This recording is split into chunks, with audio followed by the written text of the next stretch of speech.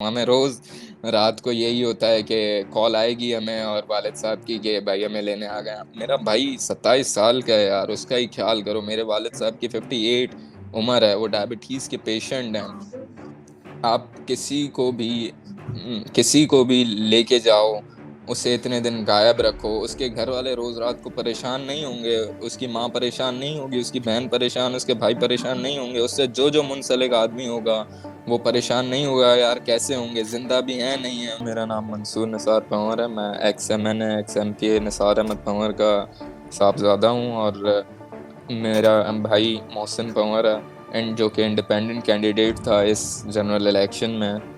तो मेरे वालिद साहब और मेरे भाई को दोनों जो इंडिपेंडेंट कैंडिडेट थे, उनको 9 जनवरी 2:30 रात के अंधेरे में अगवा कर लिया सिंध पुलिस और कुछ सिविल कपड़ों में थे, उन्होंने उन्हें अगवा कर लिया सिर्फ़ इस वजह से कि वो इलेक्शंस लड़ रहे थे। 8 जनवरी को उनके नॉमिनेशन पेपर पास हुए हैं, रात 2:30 बजे उन्हें लेने आए और ले गए। पहली दफ़ा नहीं है जो मेरे वालिद साहब को लेके गए हैं वो लोग, ये चौथी उनकी एब्डक्शन है। तो हमें पता है कि उनकी वीडियोज़ हमें बनानी थी। उन्होंने बोला कि हम सीटीडी से हैं। जब हमारी और उनके बीच थोड़ी वो हुई कि भाई क्यों लेने आए हो, ये हो वगैरह, उन्होंने हमें यही बोला इलेक्शन के लिए लेने आए, इलेक्शन के बाद छोड़ देंगे। उन्होंने हमें तक आपको मैं ये भी बताना चाहूँगा, उन्होंने हमें ख़त्म नबूवत की कस्में, पता नहीं ना जाने जो भी इस्लामिक वो कस्में दे सकते थे हमें उन्होंने दी, ताकि हम लोग ठंडे हो जाएँ और मान जाएँ उनकी बात। वालिद साहब ने भी बोला आ जाऊँगा मैं, टेंशन नहीं लो, इनका काम है, ये लोग मजबूर हैं, इन्हें हम कुछ नहीं कह सकते। बस फिर वो वालिद और भाई को ले गए। पहली उनकी ये थी कि वो जीएम सैयद साहब की सन में बरसी थी उनकी, तो उधर गए थे। तो उधर जाने पे ही उन्हें उनकी एब्डक्शन, वो वापस आए कराची और उन्हें ले गए। उसके बाद 2021 में जब उन्होंने अल्ताफ़ भाई के लिए फ्रीडम ऑफ स्पीच के लिए एक पिटीशन दायर की कि उन पे बैन हटाना चाहिए। जिस दिन पिटीशन पास हुई है उस रात को आए और ले गए। तब भी हमारे पास वीडियोज़ हैं, हर चीज़ की हमारे पास वीडियोज़ हैं, हम विदाउट प्रूफ बात ही नहीं कर रहे। और तीसरी दफ़ा मेरे वालिद साहब गए थे 14 अगस्त को कराची प्रेस क्लब। वहाँ पे पाकिस्तान का उन्होंने झंडा उठाया और पाकिस्तान के नारे लगाए, पाकिस्तान ज़िंदाबाद, जो कि हम इंशाल्लाह ताहयात लगाते रहेंगे। और उस पे भी हमें गायब कर दिया गया, उस पे भी वालिद साहब को ले गए।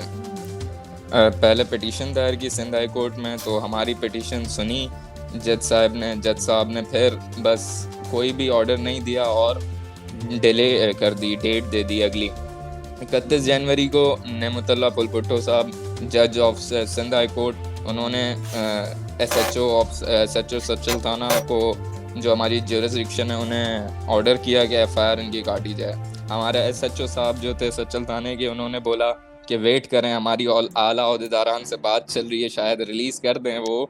तो उन्हें भी मालूम है किसने उन्हें एब्डक्ट किया है, अगवा किया है, लेकिन उन्होंने हमसे वक़्त माँगा कि एफआईआर नहीं काटो यार, समझा करो, हमें सिर्फ़ सामने रख दिया है, लेकिन पीछे से किसी और ने उठाया है। अब हमें उसकी गर्ज़ नहीं है कि किसी ने उठाया, हमें बस उनकी बाज़ियाबी चाहिए। 6 फ़ेब को जज साहब ने उन्हें बोला कि तुम्हें खुदा का खौफ नहीं है, इलेक्शन के बाद उन्हें छोड़ोगे, रिलीज़ करोगे। 21 फ़ेब से पहले इन्हें नहीं बाज़ियाब करवाया या रिलीज़ नहीं किया, तो फिर तुम्हारे खिलाफ़ मैं एक्शन करूँगा। हम बस वेट कर रहे हैं किस तक। हमने बड़े तहम्मुल से वेट किया है अपने भाई और बाप का, इतने तहम्मुल से मेरे ख्याल से कोई भी वेट नहीं करता, और हम लीगली लड़ रहे हैं। 21 आखिरी उम्मीद है हमारी, 21 तारीख अगर एसएसपी इरफान बहादुर साहब उन्हें नहीं ले आए अपने आला ओहदेदारान से वापस, तो फिर हमारे पास और कोई चारा नहीं है बनिस्बत रोडों पे निकलने का। आपकी खबर, आपकी आवाज़, voicepk.net।